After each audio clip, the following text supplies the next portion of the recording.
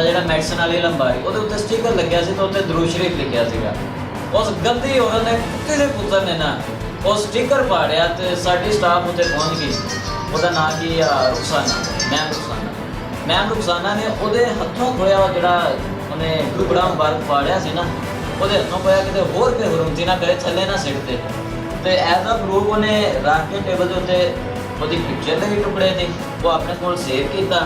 ਮੈਂ ਜਦੋਂ ਗਿਆ ਤਕਰੀਬਨ 2.5-3 ਘੰਟੇ ਬਾਅਦ, ਉਹ ਔਰਤ ਸਕੂਨ ਨਾਲ ਡਾਕਟਰ ਨਾਲ ਰੋਣ ਕਰਦੀ ਪਈ ਤੇ ਆਪਣਾ ਜਿਹੜਾ ਲਿਖਦੀ ਪਈ ਰਜਿਸਟਰ ਦੇ ਉੱਤੇ। ਤੇ ਮੈਂ ਉਹ ਜਾ ਕੇ ਪੁੱਛਿਆ, ਮੈਂ ਕਿਹਾ ਜੀ ਜੋ ਆਈ ਆਫਿਸ, ਮੈਂ ਸਰ ਨੂੰ ਇਹ ਪੁੱਛਿਆ ਵੀ ਮੈਂ ਤੁਸੀਂ ਇਹ ਕੀਤਾ ਕੰਮ ਕਿਉਂ ਕੀਤਾ? ਕਹਿੰਦੀ ਮੈਂ ਤੂੰ ਕੌਣ ਹੁੰਦਾ ਤੈਨੂੰ ਮੈਂ ਦੱਸਾਂਗਾ ਵੀ ਇੱਕ ਮੁਸਲਮਾਨ ਆ, ਉਹਦੇ ਨਬੀ ਦੀ ਗੁਸਤਾਖੀ ਕੀਤੀ ਜਾ ਰਹੀ, ਉਹ ਚੁੱਪ ਬਹਿ ਸਕਦਾ? ਫਿਰ ਮੈਨੂੰ ਦੱਸੋ, ਤੁਸੀਂ ਖੁਦ ਮੁਸਲਮਾਨ ਜੇ ਸਾਰੇ ਬੈਠੇ ਕਿਉਂ ਬੁੱਢਾ ਸਾਹਿਬ?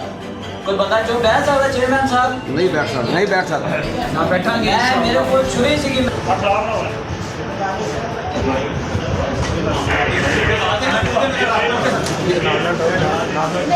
ਲੱਭਈ